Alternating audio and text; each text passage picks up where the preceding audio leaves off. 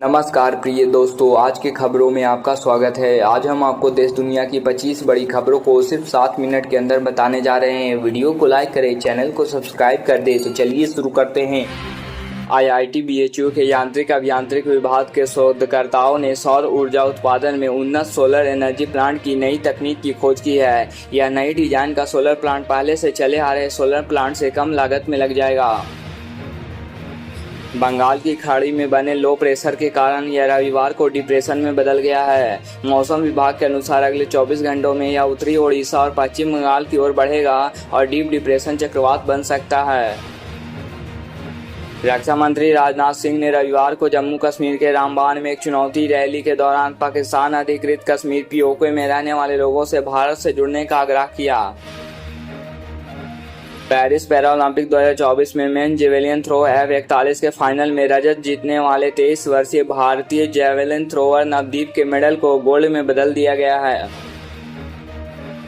Report के अनुसार राजस्थान के चित्तौड़गढ़ से सवारिया सेठ मंदिर के मासिक भंडार की गणना 5 दिन में पूरी हुई। भंडार पेटी से 15.92 करोड़ भेंट कक्ष और ऑनलाइन चढ़ावे से जरिए 3.52 करोड़ रुपए मिले। साथ ही मंदिर को 320 ग्राम से ज्यादा सोना और करीब 95 किलोग्राम चांदी भी मिली है। एनसीआरटीसी ने मेरठ में देश की सबसे तेज मेट्रो ट्रेन का अनावरण किया है। इसका डिजाइन स्पीड 135 किलोमीटर पर घंटा और ऑपरेशनल स्पीड 120 किलोमीटर पर घंटा होगी। यह 13 स्टेशनों की 23 किलोमीटर की दूरी 30 मिनट में तय करेगी। इलाहाबाद हाईकोर्ट ने यमुना एक्सप्रेसवे अथॉरिटी नोएडा के सेक्टर 11 में प्रस्तावित फिल्म सिटी से तार के बाड़ को हटाने का आदेश दिया है। हाईकोर्ट ने कहा कि किसानों की कृषि भूमि खरीदे या अधिकृत किए बगैर तार की बाड़ लगाकर की गई घेराबंदी उचित नहीं है। काशी के लोलार कुंड में 9 सितंबर को करीब 1 लाख श्रद्धालु पुत्र रत्न की प्राप्ति की मनोकामना से स्नान करेंगे। लोलार षष्ठी का स्नान काशी के प्रसिद्ध लखा मेलों में गिना जाता है और संतान प्राप्ति की इच्छा रखने वाले दंपतियों के लिए इसे शुभ माना जाता है। फरहार महंत मुकेश गोस्वामी पर 1 लाख का इनाम घोषित किया गया है। वह 110 दिन से लापता है और पुलिस को कोई सुराग नहीं मिला है। उनकी तलाश में एसटीएफ और एसओजी की टीम भी शामिल हुई है।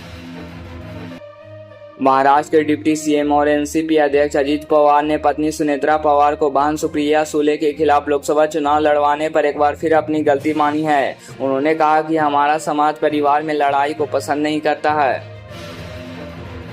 असम में काजीरंगा राष्ट्रीय उद्यान व टाइगर रिजर्व को मानसून अवकाश के बाद 1 अक्टूबर से पर्यटकों के लिए फिर से खोला जाएगा।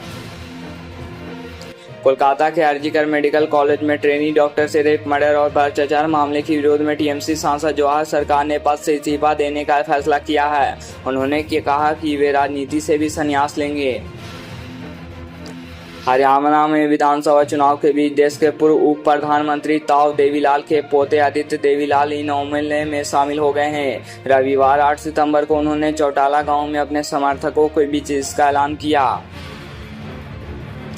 तमिलनाडु के एक स्कूल में धार्मिक भाषण देने वाले व्यक्ति के खिलाफ केस दर्ज किया गया है। उन्होंने कहा था कि मंत्रों से इलाज संभव है। एमडीएम के सांसद ने इसका विरोध करते हुए कहा कि ऐसे बातें बच्चों को गुमराह कर सकती है। मणिपुर में जारी हिंसा के बीच राज्य सरकार ने बड़ा कदम उठाया। मणिपुर के आईटी इंटेलिजेंस के करीब से शनिवार 7 सितंबर को बताया कि एक मजबूत एंटी ड्रोन सिस्टम तैनात किया गया है। Global investment banking firm Firaz की एक रिपोर्ट के अनुसार इंडियन डिफेंस मार्केट में हर साल 14% की ग्रोथ की संभावना है।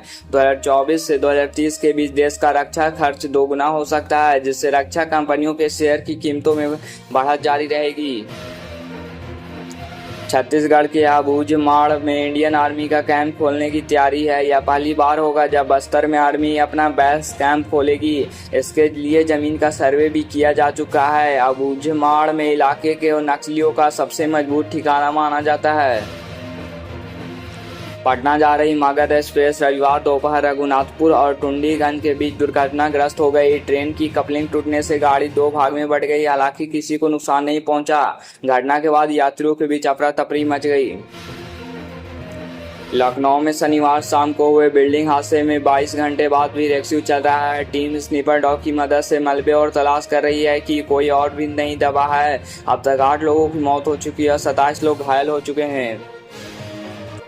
हिमाचल प्रदेश के मंडी से सांसद और एक्ट्रेस कंगना रनौत की फिल्म इमरजेंसी को सेंसर बोर्ड सीबीएफसी ने यूएफ सर्टिफिकेट दिया है। हालांकि सीबीएफसी ने कुछ सीन पर आपत्ति जताई है, जिसके कारण फिल्म में कई कट और बदलाव किए जाएंगे। हरियाणा विधानसभा चुनाव के दौरान भाजपा को बड़ा झटका लगा है। भजन गायक कन्हैया मित्तल कांग्रेस में शामिल होंगे। वह पंचकुला सीटें से भाजपा के टिकट पर चुनाव लड़ना चाहते थे, लेकिन भाजपा ने फिर से ज्ञानचंद गुप्ता को टिकट दिया है।